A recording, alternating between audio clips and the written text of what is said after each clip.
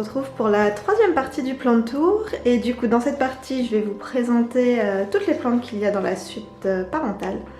Donc en fait j'ai des plantes dans la salle de bain et dans notre chambre, le dressing étant une pièce aveugle où il n'y a pas de fenêtre, il n'y a pas de plantes dedans. Pour le moment, on n'est pas à l'abri que je mette des lampes horticoles entre les rayonnages de fringues.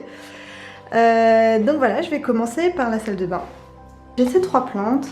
Donc j'ai une fougère nid d'oiseau, une autre calathea et un chlorophytum, pardon. Donc pareil, lui, elle est dans un réserve d'eau, dans un pot à réserve d'eau.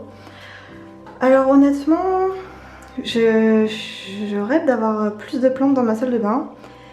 Mais comme vous pouvez voir, c'est pas une super grande fenêtre et c'est exposé, je suis toujours sur la façade nord de la maison. Donc les plantes survivent, elles sont plutôt en bon état, mais je pense qu'il n'y a quand même pas assez de lumière, qu'elles pourraient pousser mieux et plus rapidement.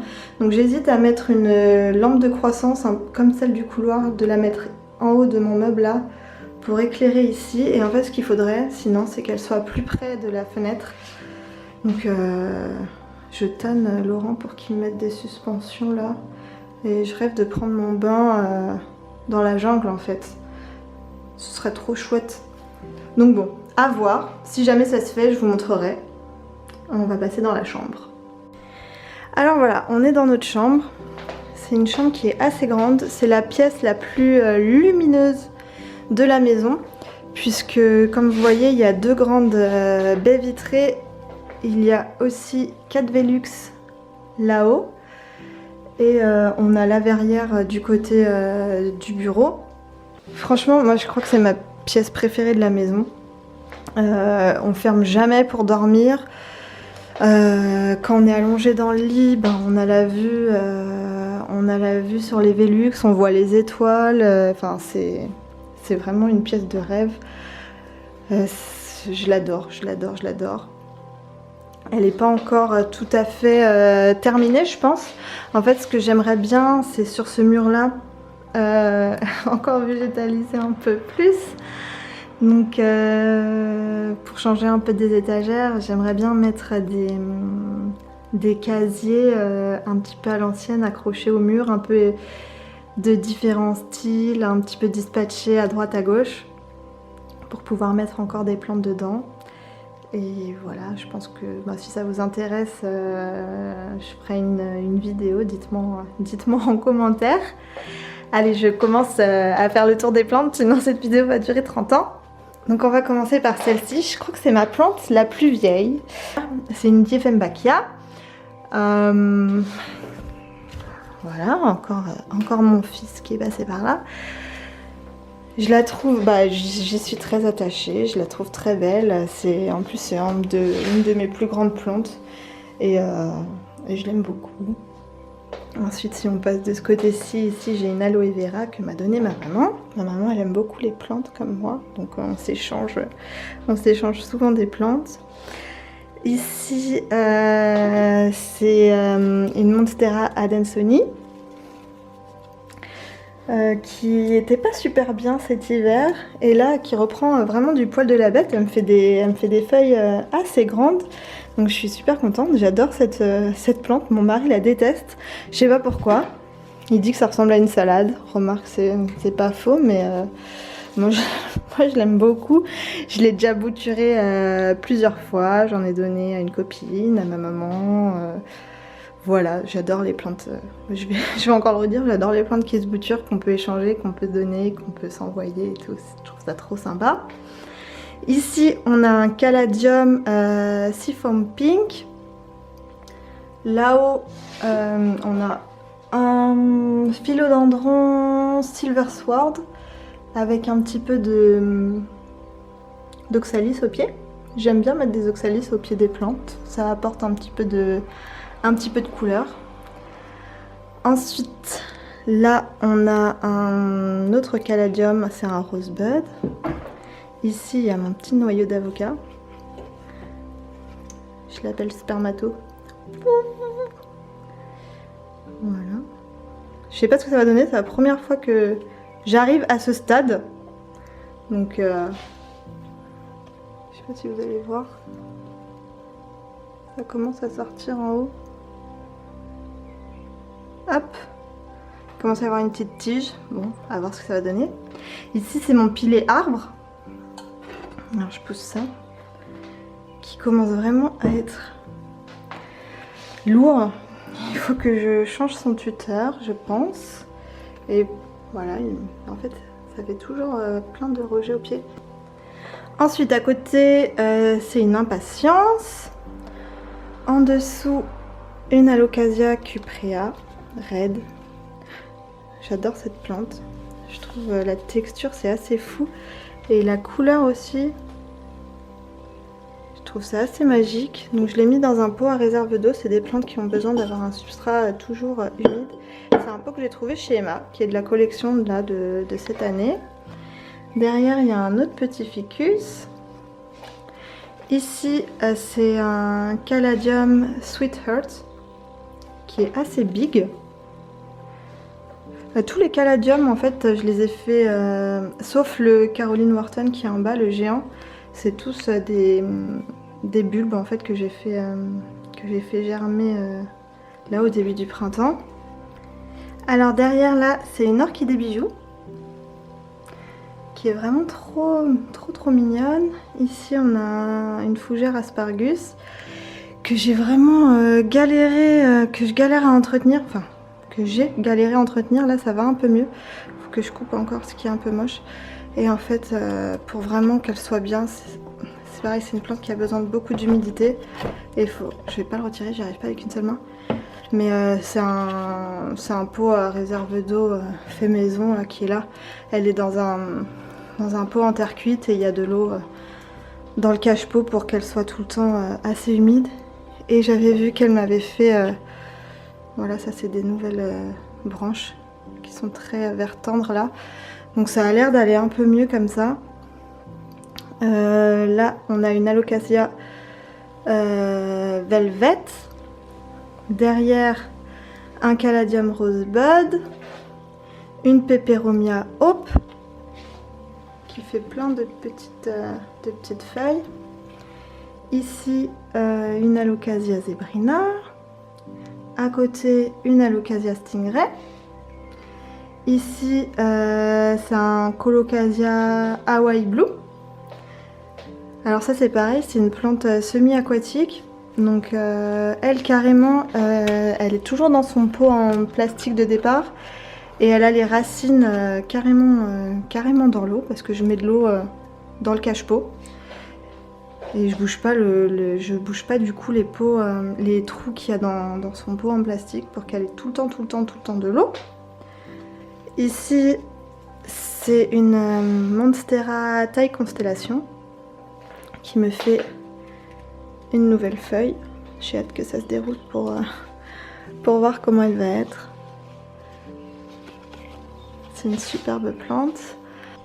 Alors on va passer sur l'imprimante. Donc ici c'est un Anthurium clarinervium. Il est toujours sur son pot d'achat, donc c'est pareil, il me reste plein de trucs à rempoter. Et il est en fleurs. Bon, la fleur n'est pas ultra intéressante à mon goût, mais voilà, ça a le mérite d'être montré. Ici, c'est un Philodendron verrucosum avec ses tiges toutes poilues. Derrière, tout entremêlé, celui-ci, c'est un Caladium Frog in a Blender. Je crois que c'est un de mes préférés pour l'instant. Il est vert, il n'est pas coloré comme les autres, mais je le trouve vraiment canon. Ici c'est Oya australis, alors je sais plus si c'est Oya australis tricolore, je vous mettrai le titre exact. Ensuite de ce côté là on a une Oya Kerry variegata qui est pas très grande mais qui pousse. Ça c'est une feuille toute neuve. Ici on a une irésine. Donc ça c'est pareil, c'est une plante qui est ultra colorée, qui aime bien être en plein soleil. Et en fait, le matin, quand elle prend vraiment le soleil direct, elle est rose fluo. C'est vraiment super. Par contre, pareil, je l'ai reçue, c'était un tout petit bébé comme ça, il y a 2 mois. Donc elle a ultra bien poussé. Mais il n'y a que 2 tiges, donc je sais pas, j'hésite à la couper pour la bouturer, pour l'étoffer à la base et aussi la forcer à me faire des branches latérales. Mais il faut que je me renseigne un petit peu mieux pour savoir si ça se fait et comment ça se fait. À côté ici, c'est une orchidée, c'est une phalaenopsis toute classique. Que je suis pas très douée avec les orchidées, hein. C'est pas mes plantes favorites non plus, à part l'orchidée bijou que je trouve trop jolie. Mais ça fait plusieurs années que je l'ai et j'ai jamais réussi à la faire refleurir. Je l'ai délaissée pendant un long moment et là, sur les conseils de Caroline de la chaîne YouTube Une fleur parmi les fleurs, je l'ai rempotée et elle me fait plein de nouvelles racines. Mais je pense qu'elle pousse plus par en dessous que par au-dessus parce que j'ai toujours pas de rampe florale, ça viendra peut-être un jour. Je serais trop fière si ça arrive. Il y en a qui y arrivent très facilement, mais moi c'est très compliqué pour moi. Ensuite, si on passe sur la petite étagère ici, alors là c'est une Alocasia poly. Ici c'est une petite station de bouturage. Ça c'est des petites pépéromias. Une petite branche d'oxalis, un petit chlorophytum. Là-haut, pareil, une orchidée qui n'est pas en grande forme. Ici, j'ai une bouture de mon Peperomia variegata que vous avez vu dans la bibliothèque en bas. D'autres noyaux d'avocat. Et mon dernier pothos, celui-ci, c'est le Manjula. Voilà, j'essaie de vous montrer plus près. Mais je pense qu'il prend un peu trop le soleil, il faut que je le déplace parce qu'il a un petit peu bruni. Il est très beau. Voilà. Ensuite, on va passer de l'autre côté de la chambre. Alors, du côté de Laurent, ici, on a un terrarium. C'est lui qui l'a fait. Donc, il y a des petites plantes grasses. Alors, je pensais que ça allait complètement dépérir, les plantes grasses, dans une ambiance aussi humide. Et en fait, elles grandissent vachement bien. Et il y a aussi une plante carnivore dedans. Ici on a encore un caladium, c'est un rose bud. Là c'est un bébé Monstera deliciosa avec sa nouvelle feuille. Ensuite de l'autre côté, là c'est une Monstera albogiana variegata. Elle a plusieurs pieds, donc il y a un pied qui est très varié comme ça, et il y a un pied qui l'est beaucoup moins, qui fait juste des petites taches comme ça. Elle commence à me faire des feuilles plus grandes et super trouées, qui ressemblent vraiment aux feuilles de la plante adulte. Ensuite, ici on a une suspension avec un morceau de pothos doré et toujours un petit peu d'oxalis là-haut. Ici, je vais essayer de me mettre autrement. Je vais monter sur le lit. Hop! Donc je disais, ici on a une autre misère, donc c'est une zébrée celle-ci.